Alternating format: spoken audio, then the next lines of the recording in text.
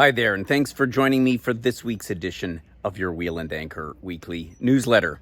Last week in our newsletter, we were talking a little bit about winter getaways, what's better, warm, cold, and we inquired a little bit into the different kinds of getaways, because let's face it, for most people in Canada, winter getaways limit themselves generally to the southern U.S. or the Caribbean or perhaps Mexico, maybe Central America for those who are traveling a little bit further afield. But as we discussed last week, there are a myriad of other places that you can go. And one of the destinations is, of course, looking at the Southern Hemisphere. And I know that some of our members certainly have done that. We all, of course, know that when it's winter at home in Canada, in the Southern Hemisphere, of course, they're enjoying summer, whether it's Australia or Southern Africa or South America for that matter. And there's a great many possible destinations that you could go to. Some of them we actually feature,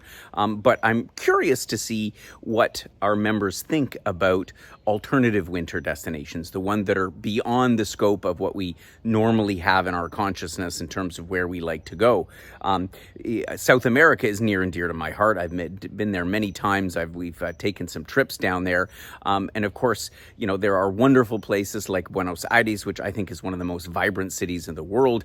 I've been down there in January and February when, of course, it's can be extremely warm, and it offers a very comforting respite from the cold weather that we have back home. But of course, there's a lot more to it because of all the culture. It's just, imagine summer back home, the vibrancy of the festivals and the events and of all the activities going on.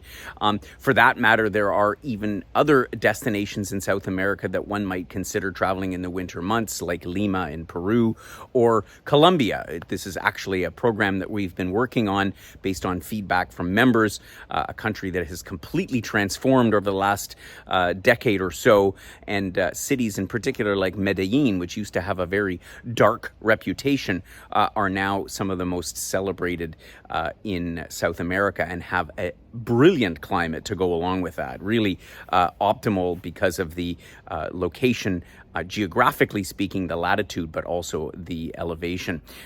We could talk about Australia, New Zealand. We're working on a completely new version of our Australia program. We're going to be introducing a live-away there in February of 2025. I'm really excited to share that one with you as well, because I know that Australia and New Zealand are also on the bucket list of many of our members. So I'm curious, what are your thoughts? What are the kind of places that you would consider going or would be interested in going, or perhaps you've already been, because let's face it, it's the feedback from you that I enjoy so much reading, and it does very much shape the future programming here at Wheel and Anchor. We've got one more week to go. And then our our team is going to take a much-needed break over the holidays. We're actually going to be closing from December the 22nd all the way through until January the 8th. So this year I've decided to give our team a little extra break because we've been working so hard bringing these great programs to you and getting you signed up for next year. So keep that in mind. If you're thinking about signing up for a trip for next year, we've still got a few spots, a handful here and there on our live-aways and our other programs this coming winter.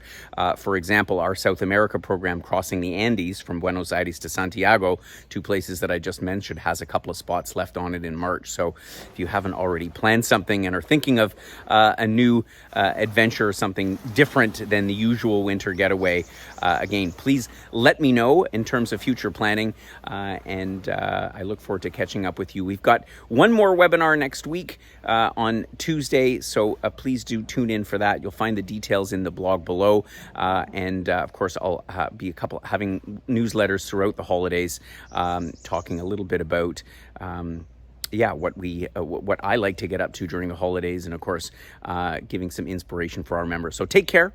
We'll see you next week.